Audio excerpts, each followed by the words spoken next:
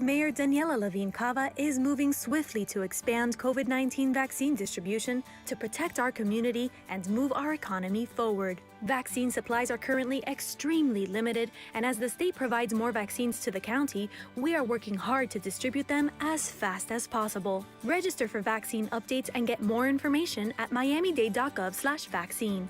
Get vaccinated, Miami-Dade County. It's our best shot for a strong, healthy community.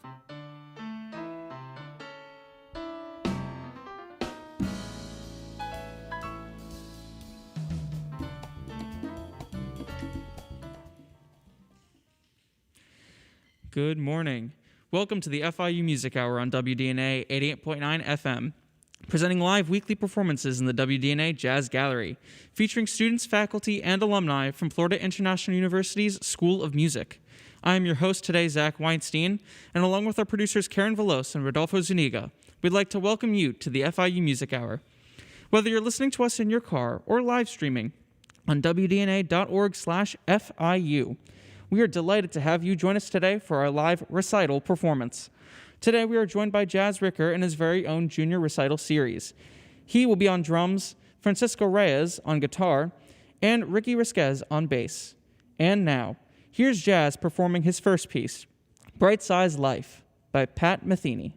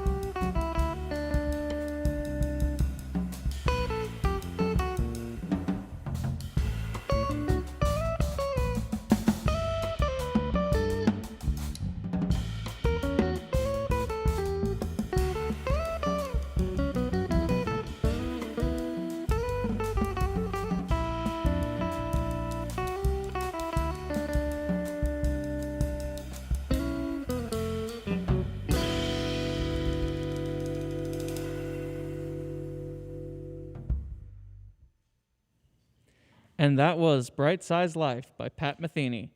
Next, we'll hear Soul Station by Hank Mobley.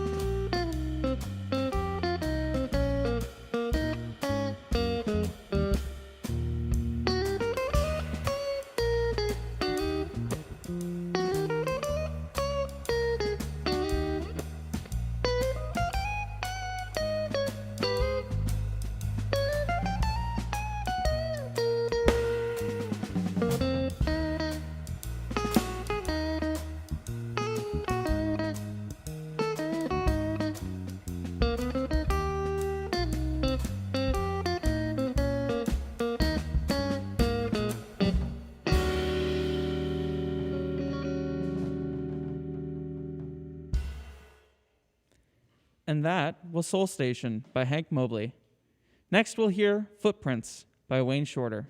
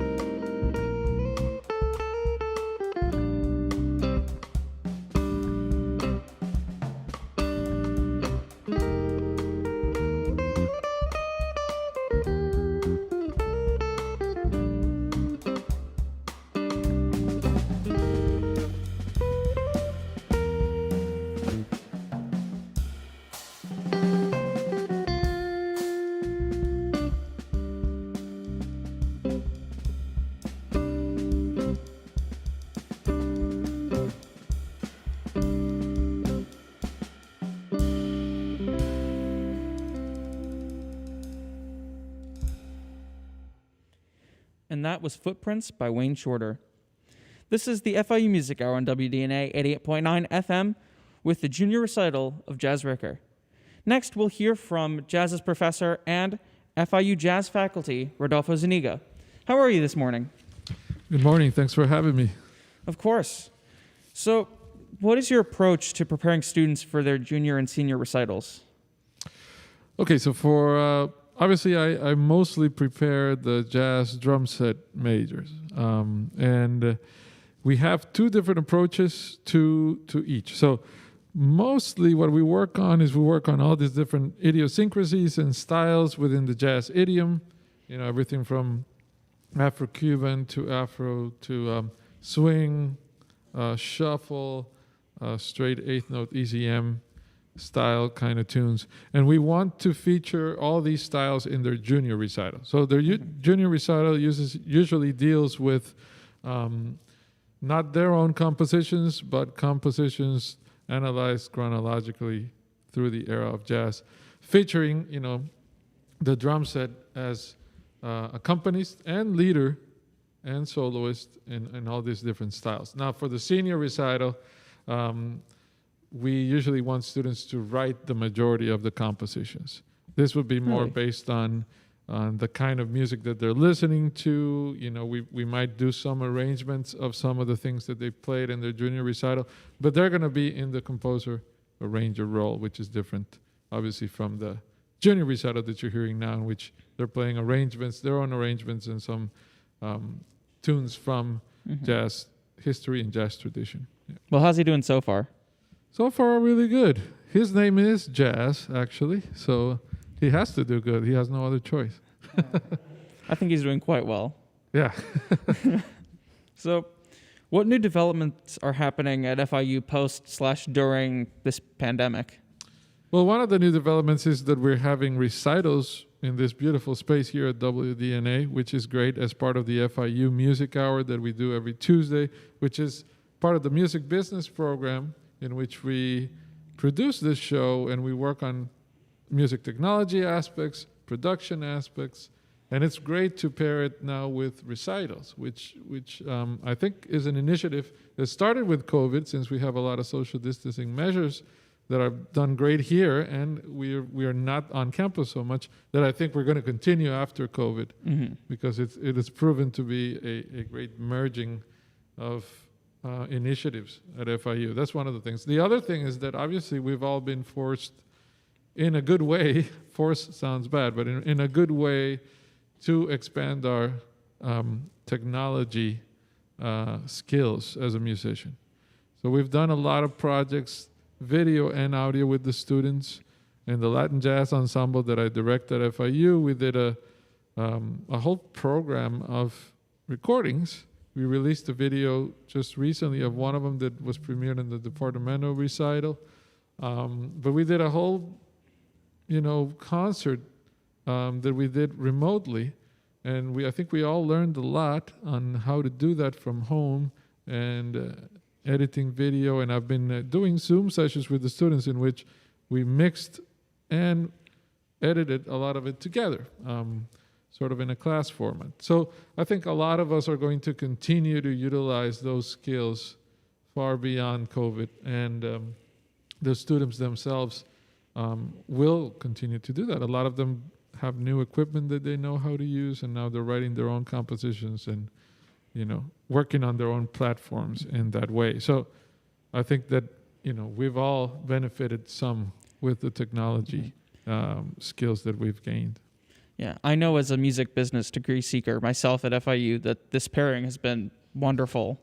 I also sang myself, but I wish I could, take part in that. But I'm working this side of the desk. Yeah, you're working that side of the desk, and you've been. And someone needs to be here. Yeah, and you've been wonderful. You've been improving on areas that probably, without being thrown in that position, you wouldn't have otherwise. So. And same to you, because especially working as a teacher and a performer during, a pandemic, and working alongside these students, I'm sure it's been just as difficult, if not harder. Yeah. I mean, it's been rewarding because it's, I like to be busy, and I like to be inspiring, motivating for my students. So if we've all worked as a team in this regard, and also we've collaborated with faculty a lot more, which sometimes you don't get a chance to do when you're in your own office and in your own rehearsals. In this case, we're all home doing meetings, and we've actually done a lot of more collaboration with other faculty members. So that's been great. And of course, I've had a chance to play here a lot, which is, I consider, sort of my second home. I've been playing here for so many years in so many different formats and types of concerts. So that's been beautiful to be more closely together with the WDNA family, which I love. Well, I'd love to hear more about that, and of course, Jazz's own junior recital. Absolutely. But we need to take a quick break. So this has been the FIU Music Hour on WDNA 88.9 FM. We'll be right back after these messages. Stay tuned.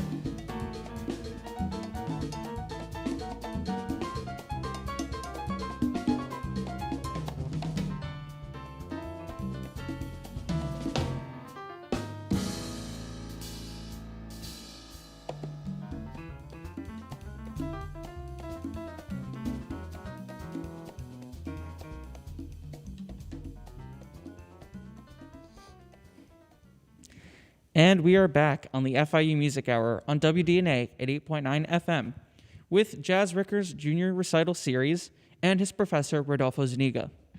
So, Rodolfo, how long have you been teaching jazz, and what can you share about working with him? So I think I met Jazz at Broward College in Fort Lauderdale, where we had maybe 2 years or a year and a half of instruction, right? 2 years? Yeah, I believe, Yeah, I think it's 2 years. And he's been a part of a regular influx of students that we've had from Broward College actually to the program at FIU. In fact, our bass player here today, Riquer, he's a part of that also. I met him at Barron College. He was in my combo over there too, some years. And I've had a number of other really good students do that. And it's been wonderful because it's a natural progression. You know, there's a nice program at Broward College with actually some FIU alumni as teachers. My fellow Costa Rican friend Fernando Olivari runs the music technology program there. He's a great jazz guitar player. And we've been able to have that influx, and that recruiting initiative has worked for us great. At least in my studio, it's been providing an influx of students that has been wonderful. So I know Jazz very well, and he knows that I push him to become the best, hopefully, that he can be. He's really talented, but he knows that I'm tough when it comes to time management, organizational skills, etc. Things that all students are getting more used to at this stage, I think. Of course. And working with him has been great. I'm very happy to have him at FIU, and hopefully, he'll be graduating soon. I mean, he's doing his junior recital now, which I'm very happy to be listening to and coaching. So it's been rewarding. So you brought up earlier during the senior recital series composition. Do you work on composition and arrangement with your drum set students? I do. We do that in the final year, providing that we've finished the curriculum for what I've organized in terms of technique, repertoire, and styles, on the drum set. So if we get a chance to, we give a lot of emphasis on their last semester to composing, actually their last year, on starting to compose and arrange the tunes and the concept for their senior recital. One of the main reasons is that I want them to graduate with a portfolio that they can present out in the outside world, right? We go to school and we learn, but we want to be successful in the outside world. So a lot of my students have graduated and come here, for example, in this space, and presented their own compositions. that they worked on alongside their peers and myself in their senior year. So that's the main reason why the senior recital, has that, is because I want them to go out and have a repertoire, be able to book their own concerts, lead their own bands, be ready for the professional world. That's how I did it. So that's what launched me into meeting and networking with other musicians and getting opportunities. Well, Jazz, I hope you're ready for composition. It seems exciting. He actually plays piano pretty well. Oh, well, then that's a lot easier, I feel. And he is already writing some stuff. So he's actually one of my students that actually has a little bit of an advantage there, which is great. Yeah. Very nice. I guess for both of you, what are the most important lessons you've learned by both being a student and being a teacher? I'll pass it on to him first to answer that.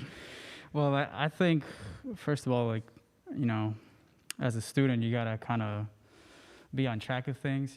I've fallen victim to being a little bit lazy and falling behind on a couple assignments. You got Zuniga coming, busting through the door. He's like, hey, man, where's my thing? And so I've learned to be more disciplined in my studies and my practicing, because before I started Broward College and all that, I would occasionally play, just for fun, and then I didn't really want to take it seriously until Broward College, and then now FIU and all that, and I hope to later be into the professional world, as Rodolfo Zuniga said, learn those skills that are vital in that field of work, and I feel like being at FIU and at Broward as well, it's like I've learned those skills, and I'm still working on them, but without them, I wouldn't have been able to really see how to implement them correctly. Of course. Yeah, and then to you. For me, it's jazz is a living example of this. It's like every student has different skill level, different personality, and of course, different experience. So even though there's a curriculum for all of them, I've learned that you have to have a flexibility with music instruction, and especially private lesson instruction, because we get to really spend a lot of time together, getting to know each other. So I've learned sometimes a lot from them, of music to check out, of ways of looking at music differently from my perspective, because I had an upbringing that was different from his upbringing. And even though I can point him in the right direction, I also got to be, again, flexible and making music, the music learning process, hopefully something that's personal to him, because that's the way that's why we're in this, right? We're not in here to be somebody else. We're here to be ourselves. That's the only thing we have. Of course, we learn the tradition and we learn how other people did it, how the innovators did it.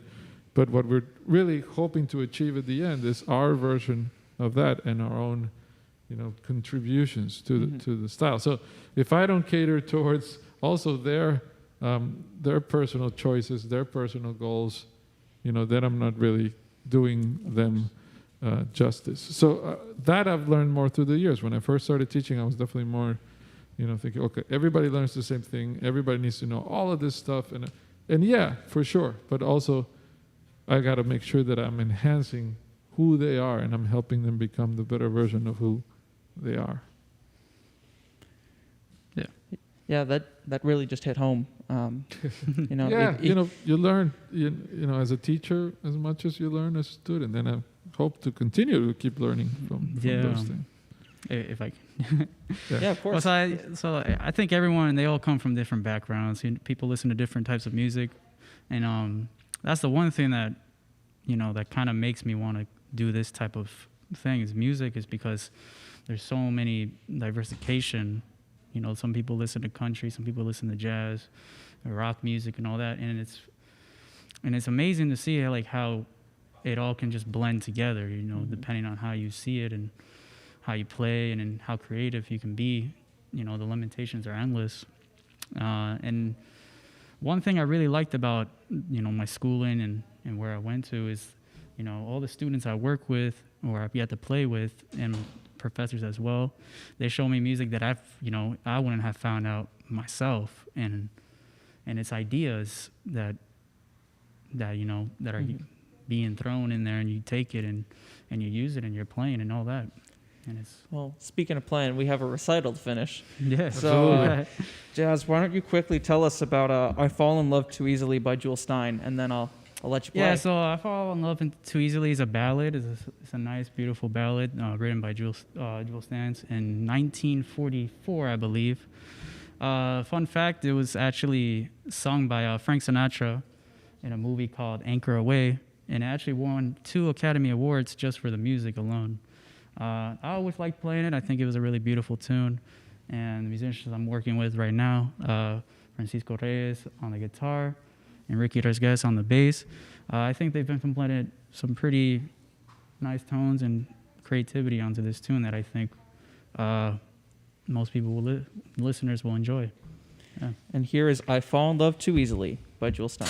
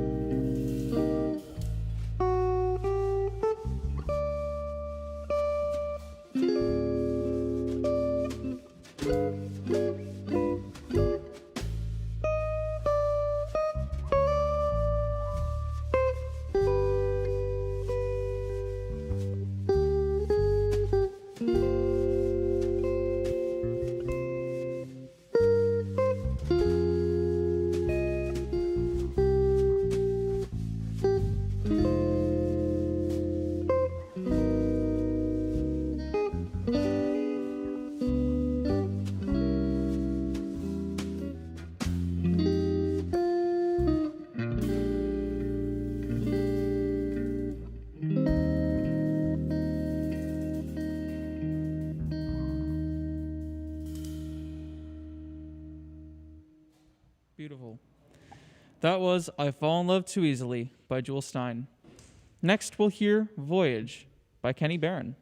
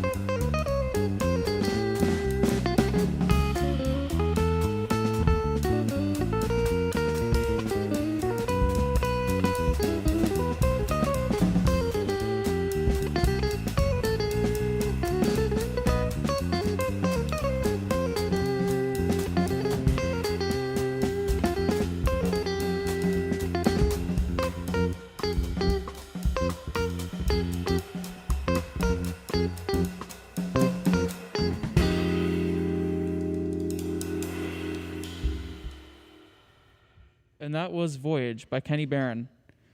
Jazz, what's that about? I guess he was on a voyage on a boat. I'm not quite sure the origin, but it was written by Kenny Barron, who's a prominent pianist, jazz pianist. He's played with Stan Getz. So originally, I think when he played this tune, he had played it with Stan Getz, and yeah, it's a nice tune. All right, you can be honest with me on this next question. What does this mean to you, or was this just a song that you picked for this recital? Talking about Voyage? Yeah. I always like the melody. It's nice. It's catchy. I think it's swinging. It's fast swing. I know your professor's in the corner. I'm just asking anyway. Yeah. Well, anyways, you've been listening to the FIU Music Hour on WDNA 88.9 FM. I've been your host, Zach Weinstein, and along with our producers, Karen Velos and Rodolfo Zuniga, we'd like to thank our production crew and the staff of WDNA 88.9 FM for today's broadcast. If you would like more information on all of our programs, make sure to call 305-384-2896. That's 305-384-2896. Or simply like our Facebook page to stay up to date with all of our upcoming performances. On a personal note, this is my last show as host for the FIU Music Hour. That doesn't mean the FIU Music Hour is ending by any means. In fact, there'll still be more live music next Tuesday at 11 a.m. It has been an absolute privilege and an honor to work here behind the scenes along the staff of WDNA and alongside FIU's premier faculty. Thank you from the bottom of my heart. And thank you, the listener, for contributing to the FIU Music Hour and WDNA 88.9 Serious Jazz. And now, to close us out, is Jazz Riquer performing Boozer by John Scofield. You want to tell us about that a little bit as well? Yeah, so it's a tune written by John Scofield himself. John Scofield is a really prominent guitarist, jazz guitarist. He's played with the likes of Miles Davis and Bill Stewart, the drummer, and various other cats today, actually. I always loved his sound. He always had the charismatic tone to his playing. Even if it's very simple tunes, he finds a way to incorporate some nice textures that I haven't heard any other guitarist play, other than Francisco Reyes right here.